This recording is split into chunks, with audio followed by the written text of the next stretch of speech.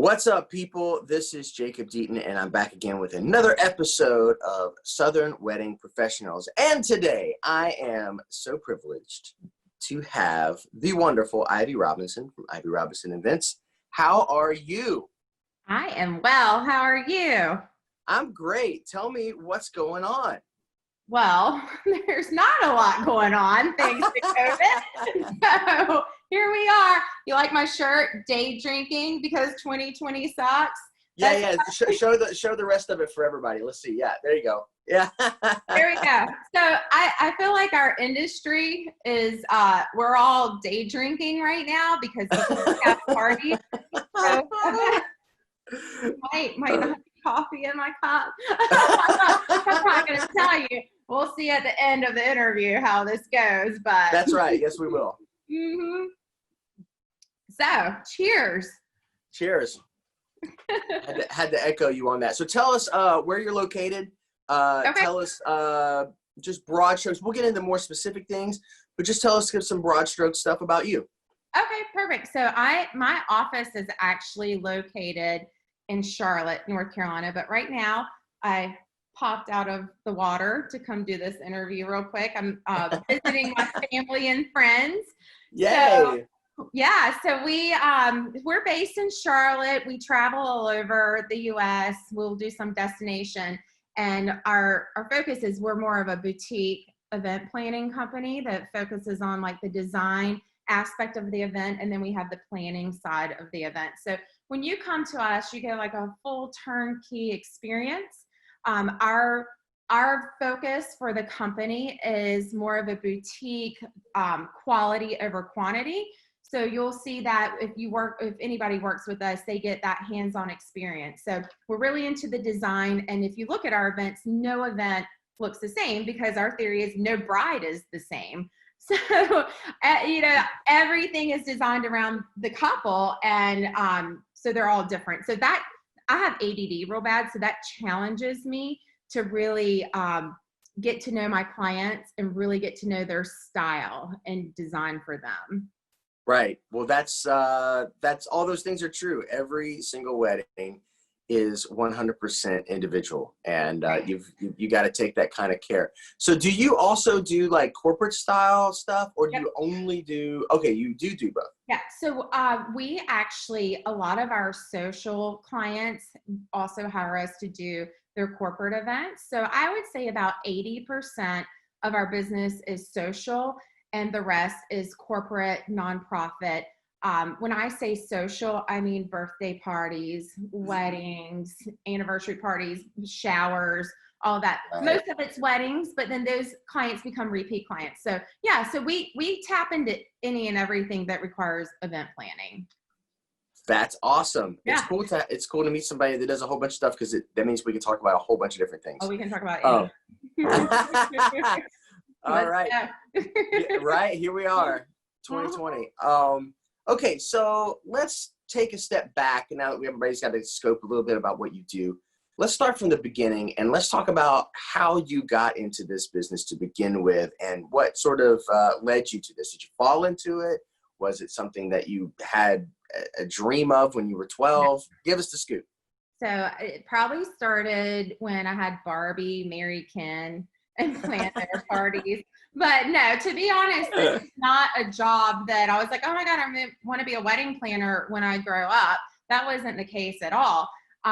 It just kind of evolved and happened. So coming from a family that loves to entertain and have parties all the time, it was natural, just a natural talent of mine.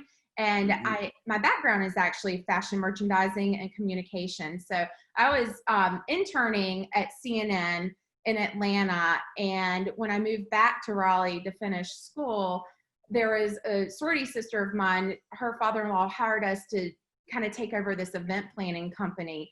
And that's how I got into the business. So she taught me all the logistical side of things, and I had the creative side of things. And so we had this company called All Things Covered, where we did event planning.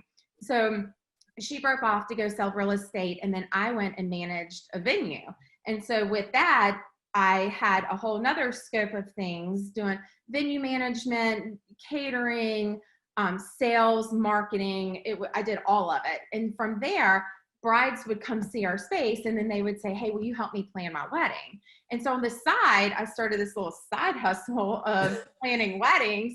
And before I knew it, I had all these clients and I was like, all right, we'll do this and start a wedding planning company. And that was in 2002 or 3. So been at it for a while, 17, 18 years, I lost track. But the whole concept of it is when I went out on my own, I did it all the wrong ways. I had no business plan. I walked away from a job that paid insurance, salary, and I just dove in. I did my own logo, built my own website. Email was just kind of new then. So I did it all and just grinded into it. And here we are still cranking them out. So, yeah. Wow. There's like so much to unpack with that. Yeah. I'm going to try and remember as far back as I can because some of that was just so interesting to me. So your sorority sister, they had, her father had a event planning business and he just turned the reins over to you too, just like straight out of college? It was her father-in-law. His wife was really involved in events. So he had this warehouse full of props and linens and everything and said, hey, y'all make me some money. And so that's how we got into the business. Like I said, it fell in my lap. So she was an event planner for Microsoft and was in Atlanta at the same time I was there. So we popped back to Raleigh and we started doing this company and this business. So this is not something I'm going to be a wedding planner when I grow up. It fell into my lap in a good way. And it was something that I realized I was passionate about and I loved it. And again, like I said, I'm ADD, so I can't be at a desk. I am always working. I'm always on the go. I have to be mentally challenged or you're going to lose me. Wow, that is incredible. I mean, like having somebody just hand you a whole warehouse full of stuff. I mean, that's kind of like a gift from the heavens, right? I mean, who starts out with all that stuff just ready to go? Yeah, it was definitely fun. So that's how I got into the business. And that's how it jump started my company after I left the venue as well. So what I brought to the table is I knew all aspects of event planning by the time I went out on my own. And that's how it started. Wow. So yeah. To your clients, I mean, they're really getting a pretty unique perspective with you because you've literally ran a design a design side of an event planning company. You've ran a venue. Tell us a little bit about your venue experience. Like, so I know you said you did everything as far as the marketing and the advertising and the booking and probably the walkthroughs and all that kind of stuff. But like, what sort of like knowledge did you learn from actually being responsible for a venue week to week that has influenced your yeah. This was a new venue, and so they didn't even have a logo. So I started with the brand and carried it all the way through. So what that taught me is with my current clients and weddings I've done, we always start with the brand and carry it all the way through. So I'm really big about branding your event and making it cohesive. And so that can be from like a pattern or a monogram, anything like that. And so I'm kind of going off the path. But the way my head works is you don't want to send and save the date invitation out that's like purple and gold, and then your whole wedding is like white and blush pink. Like you have to set that tone in the beginning. And what you want to do is like you want to grab the guest interest and be like, oh my God, it's gonna be a kick-ass party. I want to go. So I'm one that is like, don't cheap out on the invitation or that first correspondence because you want to like get that interest up for that party. So, but anyway, that carried, going back to the venue part, that's where I learned all the sales, the marketing, how to manage vendors, we did like a commercial kitchen, the setup, the layouts, like anything that goes logistically into an event, but also the sales and marketing as well. So it was like I learned a lot in that time frame. And a lot of that, one of the things that most people go, oh, you've been doing it I still learn every day something. So it's I'm always challenging myself too. I got a little lazy in COVID because it's like we love to work and I know that is 100% true. That's a great pivot point. So yeah, I know, right? That's a great. Let's pivot to that since we brought that up. I mean, like the first 2 weeks of COVID, I didn't know what to do with myself. You know, like I felt like I was just had a 2-week vacation with no interruptions. yeah. Because everything was just, I mean, there was obviously things happening in my world. I'm sure there's been things that's happening in your world too. People like, oh my God, what are we going to do about our wedding and all this kind of stuff. But like after that, after it settled in that this was going to be a while and we didn't know how long it was going to be. How did you maintain, you know, sort of confidence and like a cool collective state with your clients and letting them know that you kind of got their back, you know? So I'm like you, the first, couple weeks, I was like, oh, okay. I kind of jumped. I don't watch a lot of TV, and I jumped on like the Tiger King bandwagon. I was like, okay, we'll watch this, we'll do that. And then all of a sudden I was like, wow, this sucks. There's not a whole lot we can do right now. So I was very fortunate that my clients all trust me. And so I'm very chill and laid back. I don't get upset. Nobody called me crying in a tizzy. I was like, all right, here's the situation. This is what it is. We cannot change it. Let's handle it. So we shifted all our events to the fall. And so now we're analyzing, do we need to shift them to the spring? But I have some that we're going to keep with it and just abide by whatever we need to. But things can change from now until October as well. So it sucks, but it is what it is. We can't change it. And you just have to embrace it and turn something bad into something good, because really you're still getting married and you're still celebrating what the foundation of this whole event is for. So that's kind of my perspective. And my clients are amazing. They've all been great. Nobody freaked out on me. It was just, and my vendors that I've worked with have been amazing. Like we are like, click, let's change it and done. I think it was the quickest that we changed a whole wedding with all the vendors and everything was like 39 minutes to a new date. I mean, it was amazing. Wow. That's incredible communication. Yeah. I'm a little communicator, so maybe not so much in my personal life, but maybe, so I am too much. One guy I used to date, he was like, I wish he would just shut up and not communicate so much. Hey, that's great. Over is better than under, right? Well, at least you knew how you felt at all times, right?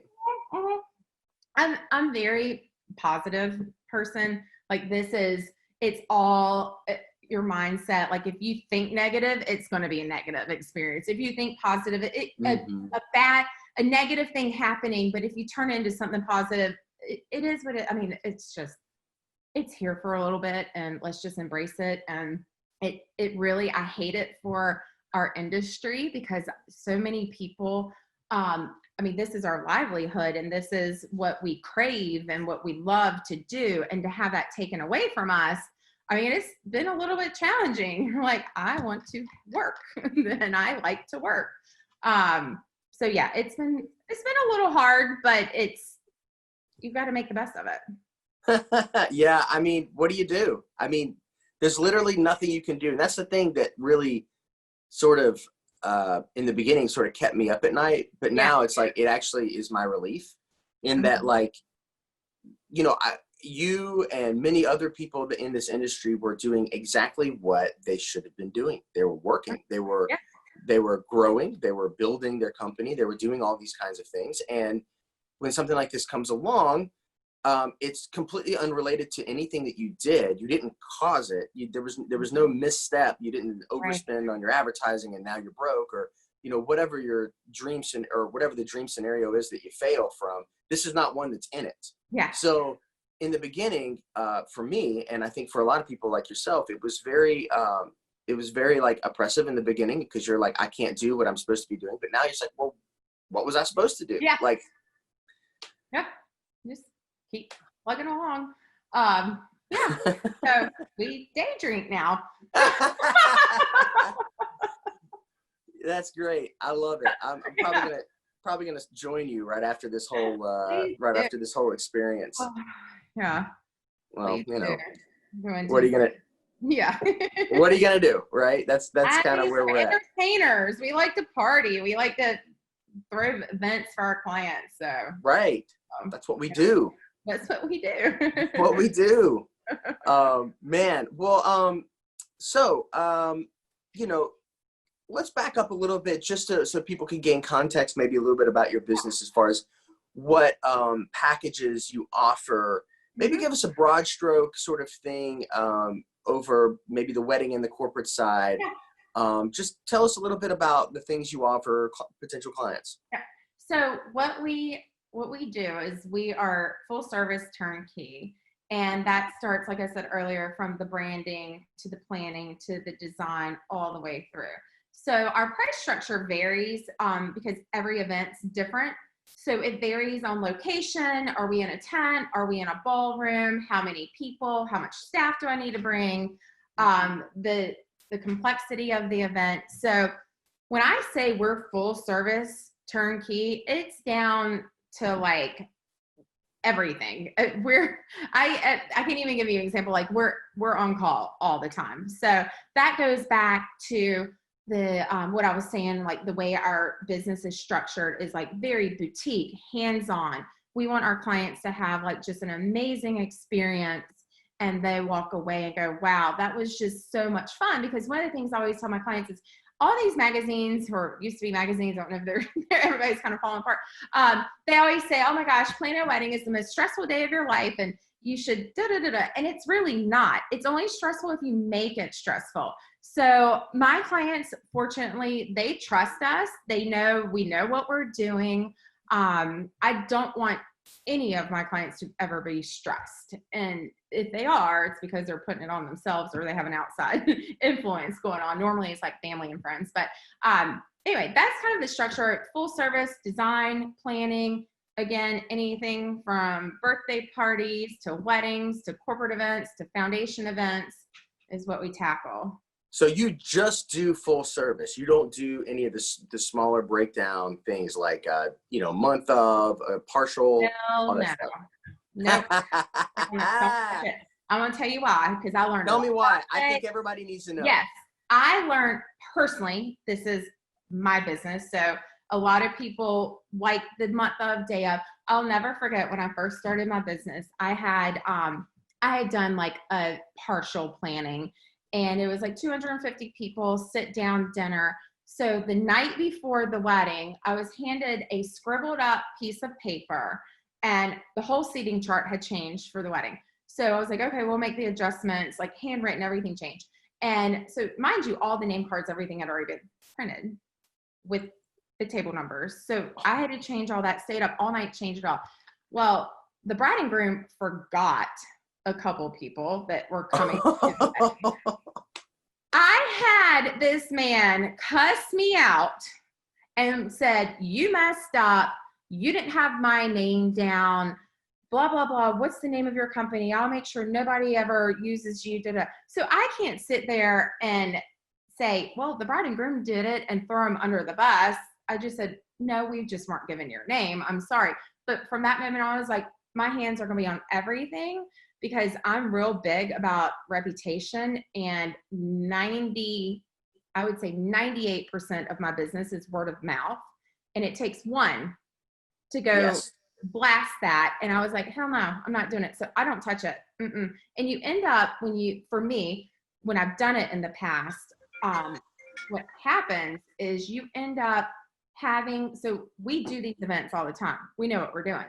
You have a bride or a client that has never planned a wedding in their life. So they start off planning, and then when we take over, we're fixing everything that's wrong. Everything. So you lose money because you're really starting from the beginning and redoing everything that a one-time person that's never planned an event did. Now, mind you, they have great ideas. They have all this, but when it comes down to logistics and generators and tents and catering and ordering stuff. They have no idea. And so they think they do because they read it online, but that's not the case. So I won't touch it. That's just me personally. A lot of people are really good at it and it's in their business model. It is not in mine. Right. Yeah. I honestly, didn't have. yeah. I mean, that's true. I mean, there's so much that goes into this, and so many people don't know exactly what really goes into this to make it successful and to make it smooth. It's a lot of work. It is.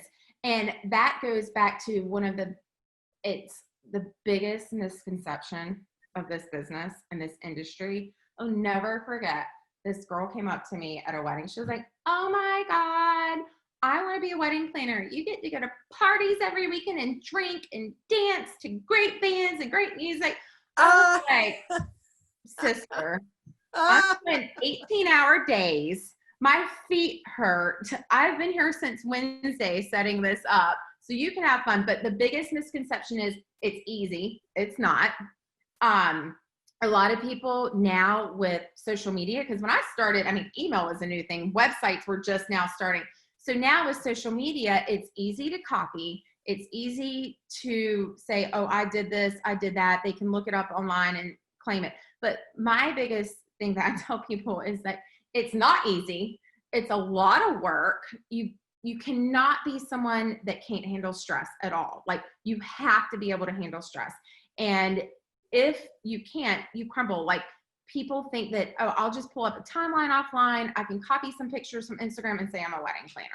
And that's a true failure, because the thing is, you have people spending a lot of money on these weddings and you can't screw it up.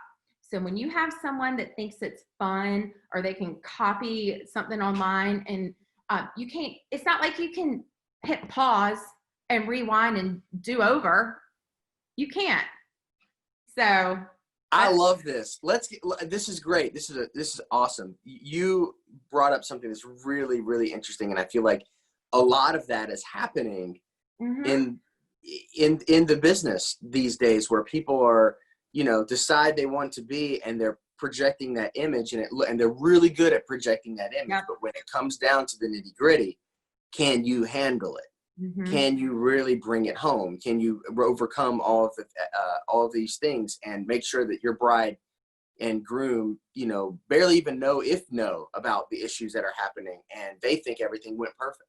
Right. Because I'm sure that's like the ultimate goal, is to like handle everything and not make them worry. Yeah. Right. Right. I mean, so what questions, whenever you're dealing with a new client that comes to you and they're interested in potentially working with you, and you can tell they're really green, because most of them are, yeah. And that you're trying to, what questions would you tell them to ask a potential wedding planner that they're thinking about hiring, that would sort of cut through the noise and make them realize whether they're talking to somebody that is just putting things up on Instagram, or, right, actually really able to deliver the goods? Yeah, no, that's a great thing. So one of the things I always tell, if they're interviewing other planners, I think it's important that you get along, that the personalities match, because this is someone you're going to spend a lot of time with.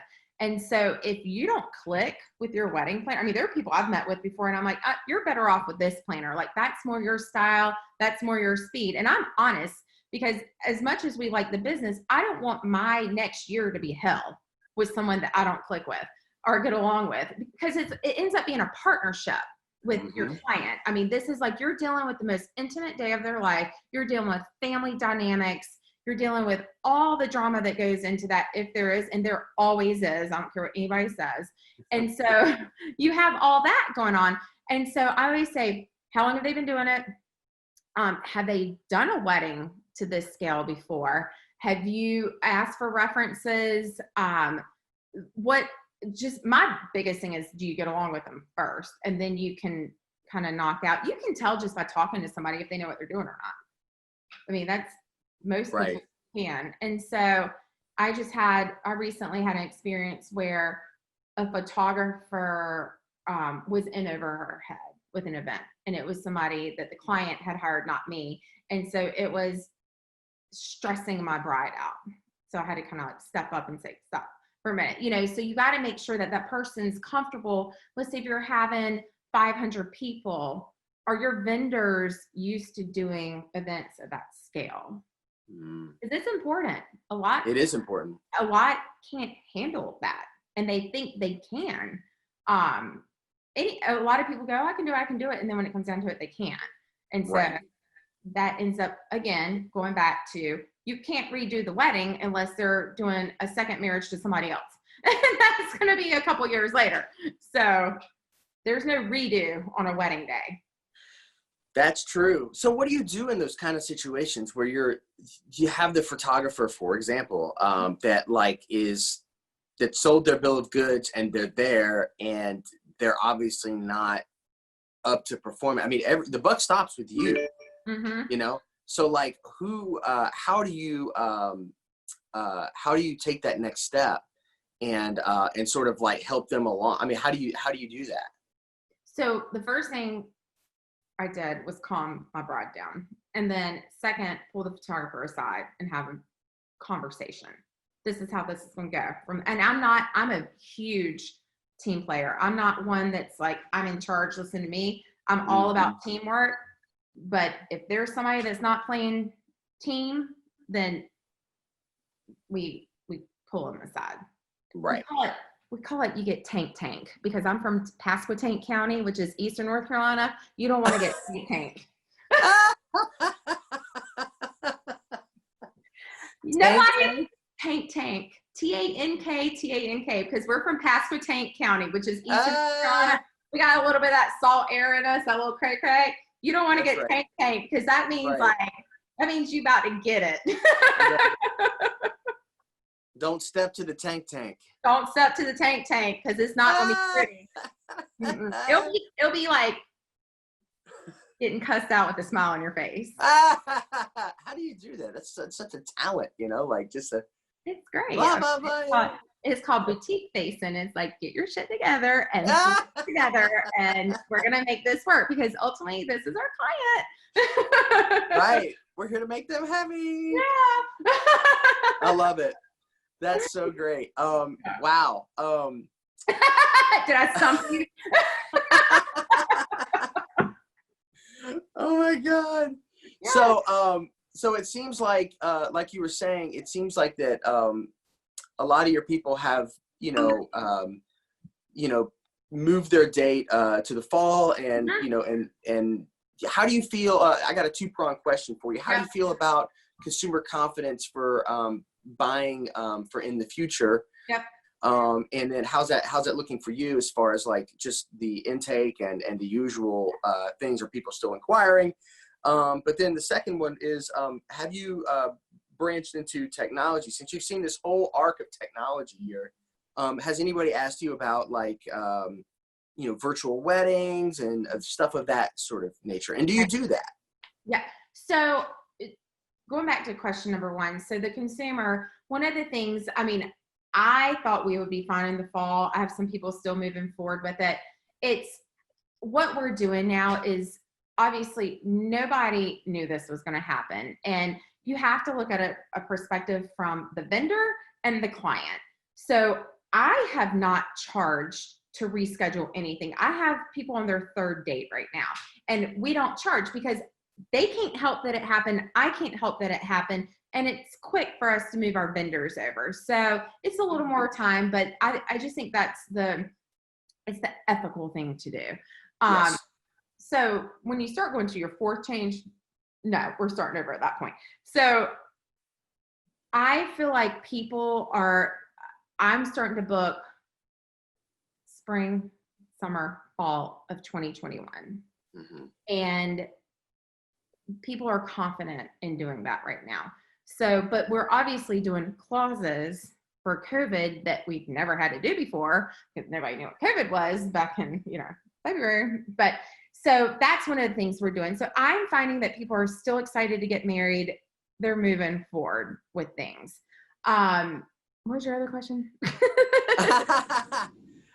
So the first half was our technology. Yeah, the technology, virtual weddings. Yes. Yeah. So I have not done a virtual wedding yet. I do have some coming up that they do want to do like a Zoom, so the people that can't come can watch, and that's fine. I mean, it's no big deal. You just set it up and do it. So I know that there's some people that are they're recording and then sending it as well out, like a link or something afterwards. So I haven't had to do it yet. Right. Because everything's been canceled. So it just makes me wonder. I mean, the future, we're all creative people. We're all with this wedding industry, right? So like, it just makes me wonder what the future of that might look like. Is that something that's going to maybe stick around? Are people going to start offering, are we going to start as an industry have to adapt to like virtual weddings, or is that going to be something that's just literally a phase,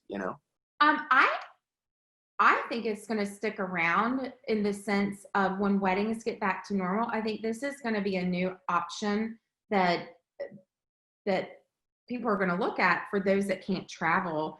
Let's say you have somebody living in Singapore and can't make it to your wedding. I feel like that they're going to start, offering this. So more so not because of COVID, but for those that can't make the weekend or can't travel because they have something else going on. So I actually think this is going to be a new service offered to weddings moving forward, regardless if you restriction of COVID or not.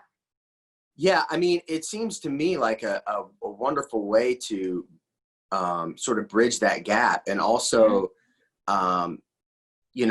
maybe even for the bride and groom, limit the number of people that they invite, but still have them a part of the actual day, because they still want them to watch them get married. They still want to be a part of the whatever, Yeah. So, so to me, it seems like it's kind of here to stay in some form, I agree. I definitely think it is. So yeah, it'll be interesting to see. Like, I feel like things are going to start back 2021 or 2021. I think things will be back to like full normal 2022. So. Yeah, 2022 is a long way away. About it. Yeah. Seriously, I'm like, but yeah, that's just, it's a long ways away, but look at just the way things are shifting now. So I think I'm going to just move to an island and weave baskets until then. Tell me what island. I'm coming. Yeah, I'm going to have to figure that out, which one I can get on. Right. In my passport. Who's letting Americans in? Oof. Yeah. Seems like a tough subject these days. Yeah. It's like, where can I go? Right. Anybody that will take me, just let me go. I mean, I just, I don't know. I don't know how the venues are I mean, how are venues handling it from you and your perspective? I mean, they're having to like, are they moving people to maybe double up weddings in the same day kind of thing? How are they handling it? I haven't heard of that yet. I feel really bad for the venues that have to abide by the state laws. I mean, obviously private property is different, but the venues that right now, the ones that I have in the fall, they're like, we can only have 25 people. I'm like, I'm sorry, a wedding of 200 people, we're not knocking it down to 25. We'll just change the date, or we'll go to private property or do something and do our social distancing that way. But yeah, it's hard. I feel really bad for them because, this is just me. You have people protesting in the streets, thousands of people. You can go to a restaurant at 50%, but you can't have a wedding more than 25 people. What's the difference? Our state just went under no alcohol sales after 11 p.m. Okay, so you can't get COVID before 11 p.m. Like, it's all BS. I mean, it's just BS. And I just, don't get me started, but I'm going there. It's just, it's like, our industry is being screwed out of this because and it's just the hospitality, and it's just not cool, so yeah. Right. There's a lot of bills that are, or a lot of things that are being worked on this week, which this podcast will come out later. But like, I know the PUA is being examined this week. Yeah. Also, and we don't know what that's going to end up looking like, if at all. Yeah. For gig workers and stuff that are 1099 employees. But then also there's a bill that hit the floor for music cares, It's not Music Cares. It's Save Our Stages. Sorry. Yeah. And that's actually meant for small music venues, not like major ones that are owned by, say, Live Nation or AEG. So there's some things happening in the creative world, but they're not all encompassing. And I mean, like, for example, that particular bill is slated for, they're asking for like $12 billion, you know, and none of that's going to go to the hospitality industry or the people who plan weddings and but they're supposed to be considering PPP and, like some businesses are taking on that, or as small SBA loans as well, which, I hear are around 3%. So there's some options out there, but who really wants to, it's like really hard for someone to go into debt when they didn't do anything wrong. I agree 100%. Like none of us did anything wrong. And I understand that it's just difficult for everybody to, everybody's trying to do the right thing, but they're also being very political about it as well, because they're scared to do the right and wrong thing. But it's, our industry, the hospitality industry, is like, we are what I think drives happiness. People like to go out to dinner. They like to have drinks. They like to go to parties. They like to hear live music. So I think really what you're going to see more of is people drinking more. They're depressed. They can't do anything because it's all being taken away from us.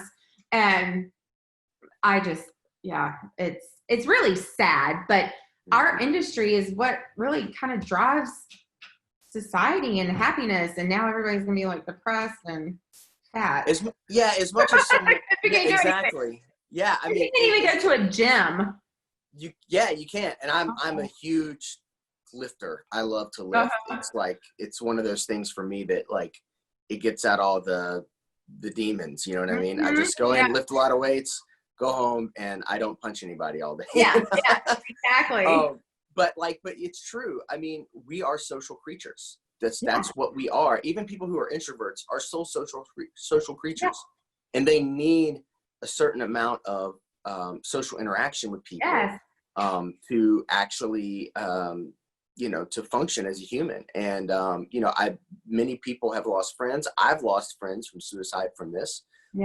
Because they were extremely social people, and it was in the height of all this, and they just couldn't handle it. Yeah.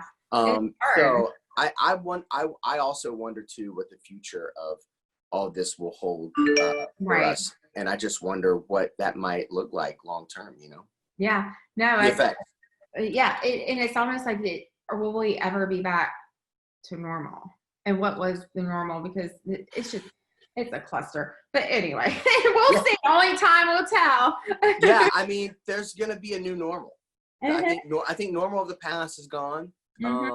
I think there's going to be a new normal. And I can't tell you what that new normal is going to be. But I can say that it feels like to me that there's going to be a new normal. There's going to be a new protocol. There's going to be a new way of doing business. And for those that are doubling and tripling down on who they are and what they're all about right now internally with their business, and doing things that reach people, and also still providing the service that they need to provide to the people that they already have on their books. I think the people that are really investing in their business right now are going to see they are going to see that increase when this is all over with, because they've done the work now. And that could be a variety of things for a variety of different businesses, Right.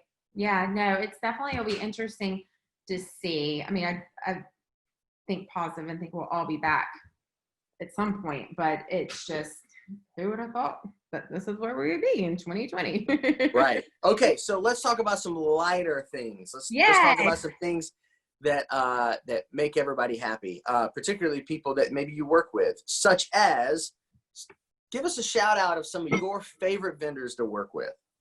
We'll see. I'm not going to do that, because then that's favorite. That shows favorites, and then I'm going to get blown up with texts. You didn't say me. You didn't say I'm not a favorite.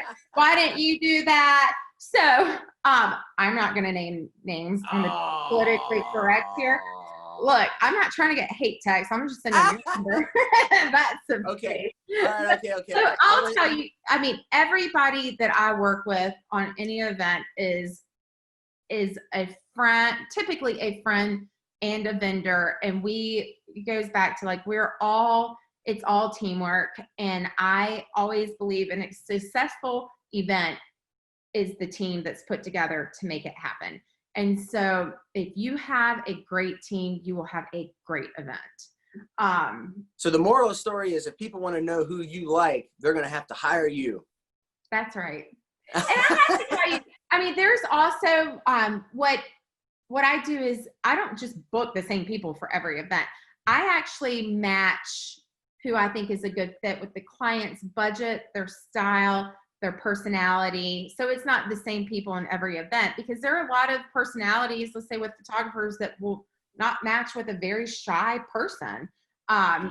So that I match on who best fits the client and what they're looking for. So it's not the same people all the time. Right. Yeah. Well, that makes sense. Yeah. That makes sense. So if they want that good, they got to come. They got to come to you first. Right. They got to come and get to know you and sign on the line, which is dotted. That's right. And then we'll go for it. And then we'll go for it. All right. Well, let's make talk. it happen. Well, let's aside from knowing that you like to day drink, let's get to know you with a series of questions that I've got written up here. So I'm going to ask you a question, and you just give me the answer that you feel best suits you. All right? Scary. Are you scared? Yeah. There's a reason why I wait to the end of this, right? Because Yeah. I don't know what's in your glass. You know? Right. Okay, so here we go. I promise they won't hurt. Beach or mountains? Oh, grew up on the beach. Definitely beach. Beach because you grew up on it. That's cool. Do you sport at all? Sport? What do you mean? Are you a sports person? Oh yeah, football, Saints, all the way. Football, Saints. So wait, where did you grow up exactly? I grew up on the eastern part of North Carolina, but I am in New Orleans a lot because all my friends are there and my college roommates. So I've been going for over 20 years, and they have made me a Saints fan, and I am there all the time. I'm a Falcons fan. Oh God. Yeah, I know. That's my first strike, I guess. My boyfriend was a Falcons fan, so I have a great shirt I need to send you. It's like the Saints like choking Falcon. Well, I mean, they don't really have to choke. We choke on our own. We don't need any right. help. You know? But that dome, sweet. Y'all have a nice dome. I went to the Saints Falcons game there. It was fun. Yeah, we make nice things. Yeah. We make things look really pretty and aesthetic. I mean, the black, the red, the white, it all looks really good together. Good. It's just that we can't win anything. Yeah. Exactly. You know, so that's where we are. And also, I happen to be a huge fan of Drew Brees because I think he's one of the best quarterbacks ever. He's a really cool dude, I think. You know, I will have to say I'm a Panthers fan second to support, because I know a lot of friends and people that are involved in that organization, and it is where I live. So Saints first, Panthers second. That's where I land. Fair enough. Fair enough. I like going to football games. Yeah, my second favorite is the Indianapolis Colts, because I grew up in Indiana, and I split my childhood between Indiana and Georgia. So cool. So I grew up watching the Indianapolis Colts and the Atlanta Falcons because of where my parents lived. So all my sports team loves are kind of between those two states, with the exception of the Reds. The Reds were the closest baseball team. Okay. For me. Yeah. So, all right. Favorite food? Oh, well, have you seen this back here that shows I eat everything? I work out because I eat everything. So I really like everything. I can tell you what I don't like. I don't like chicken pate, and I don't like seaweed salad. But if anything else, I will eat it. So you're like Mikey then? Yeah, I'll eat it. I love. So again, it kind of goes back to our hospitality industry. I love great foods, great wines. I love the experience of dining out. I love the chef experience. I always like to look at menus. Like I'm a big menu whore. I'll look at menus all the time. So I love the experience of food and dining experiences. So okay. That's great. Yeah, I mean, I'm the same way. I think most people, when they put food in front of me, are like, I hope you like this. It's like, no, it's like a 99.9% chance I'm going to eat all of this. Oh, yeah. Yeah. You know? I'm a foodie. Like I just like everything from a food truck to a Michelin restaurant. So you can take me anywhere and I'm good. Noted. Next time I come to Charlotte, Yes. I'll have What you say, because all right. So, coffee or tea? Coffee, 100%. Cold brew. I like it strong, iced. Yes. Strong and iced. Mm-hmm. All right. Cool. Nope. How about the last book you read? I don't read books really. That's fine. Nothing wrong with that. It takes me a while. I always fall asleep reading books. So I couldn't tell you the last book I think I read. Yeah, no. Mm-mm. Well, I mean, being a wedding planner, let's face it, you're pretty busy all the time, right? So Yeah, there's your out. right. I'm so busy, I don't have time to read. I don't have time to read a book. Yeah. All right. Do you have a favorite band? Oh, so again, I'm kind of all over the board here. I like all music but country. All but country. All but country. Country is nothing against country musicians, but it depresses me. I like old school country, like growing up like Garth Brooks, like that old school stuff. Okay. Like here in junior high school, but just country, I can't do it. But you can find me like Lil Wayne, hip hop, Bishop Briggs, like I'm a whole span of everything, but no country. Okay. Just the old, because I was going to say, like, basically from like Clint Black and like Garth Brooks backwards, I can get down with. Yeah. Like something happened when Shania Twain started singing, like, what was that song that she had that was like the big famous one? But like she made it like rock and roll almost. She was like the forefather or the foremother of this whole entire like bro country movement, which I cannot get behind. Yeah, I can't. I'm not sorry. Sorry for those who are. Not me. Okay, let's see. Do you have any hidden talents that we need to know about, or just talents in general that no one would know? Or at least the listeners of this podcast would know. So hidden talents. So I don't drink beer, but when I was in college, I won the Corona chugging beer contest. That's what I'm talking about. That's why we do this podcast. Yes. Right here. Right here. I was pulled up on stage, blindfolded, and put Corona in a baby bottle, and I had to chug it, and I won, and I don't drink beer. That's impressive. That is impressive. So I don't know if I still have that talent. There's one of the things that I have to give a shout out to my Lauren Maccabee. She teaches Shakti yoga, so it's kind of like a twerk and booty yoga. Oh, okay. Yep. I hear that's a thing these days, the twerk and booty side of yoga. Mm-hmm. So I can dance. I grew up dancing, so I can twerk. Okay. Yeah, I mean that's a skill. That's a real life skill. I could be better at it, but it's definitely I can dance. You can dance. You can do it. I can do it. All right. Dance since I was 3. My mom had me in the costumes dancing my whole life. Right. Well, I mean, again, 21st century skill here. Yeah. For life. So I don't know where it was previous to like 1990 or something, but we're glad it's here. Yes. That's right. All right. One serious last question for you. What's the best piece of advice anyone has ever given you? And I know there's lots of pieces, but give me one of them. How about if I spin this and give you my best piece of advice to give people? Ooh, I like it. Give it to me. I'm so about people being authentic. I think people should be authentic. I think they should be grateful. I think they should love themselves.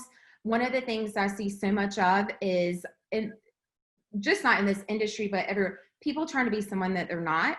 And so if you're not authentic and you're not true to yourself, who are you? And I feel like that will bleed into your relationships and your business, because people can pick up on that. So my biggest advice, again, be authentic, be grateful, love yourself, appreciate what you have in life, and just live your life. Like, I'm a huge live each day, live your life.